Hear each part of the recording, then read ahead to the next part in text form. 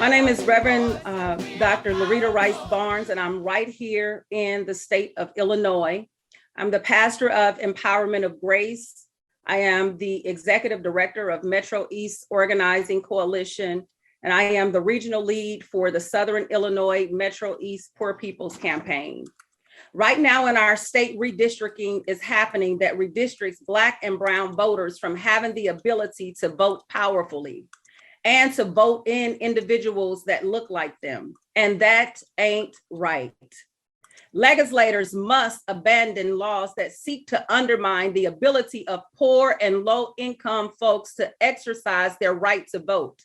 We must protect voting rights and prohibit racist gerrymandering, hiring policy and sentencing policies that exacerbate inequalities for Black and Brown people.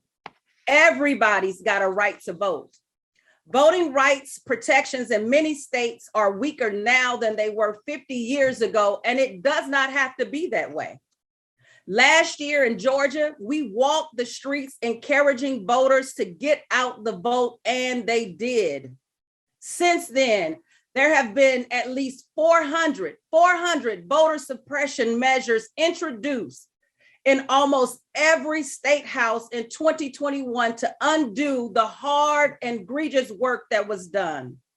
Our voting infrastructure must be expanded, not restricted, to encourage voters to continue to both register and to vote.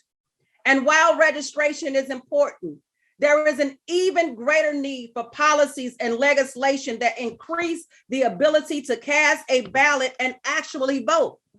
We need automatic voter registration in multiple locations.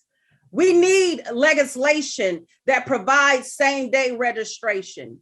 We need no excuse mail-in voting, early voting, more polling stations, and extended and longer voting hours.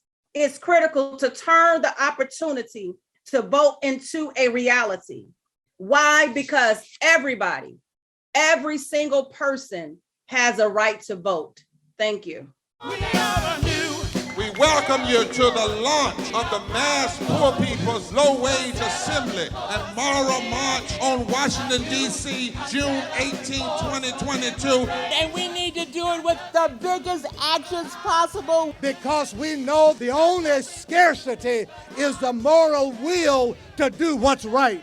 Veterans across this nation say enough is enough. My voice is just as valuable as anyone else's. We need the third Reconstruction. We have an immoral system run by immoral people.